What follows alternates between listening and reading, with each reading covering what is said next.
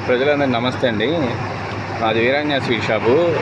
మాది ఫోన్పేను జీపే స్కాన్ల మీద డూప్లికేట్ స్కాన్లు అంటించారు రాత్రి ఎవరో. పొద్దున్నే షాప్ తీయంగానే ఒకళ్ళు 480 రూపాయలు పర్చేజ్ చేశారు. వాళ్ళు స్కాన్ చేసేసరికి వేరే నెంబర్కి వెళ్ళింది. అలా డూప్లికేట్ స్కాన్ పెట్టారు ఎవరో, బయట స్కాన్ అంటించిన దాన్ని మీరు ప్రజలందరూ కూడా కొంచెం షాప్ వాళ్ళందరూ కూడా ఎవరికి ఇబ్బంది కలగకూడదు మళ్ళీ అని చెప్పి కావాలని కంప్లైంట్ ఇచ్చాము.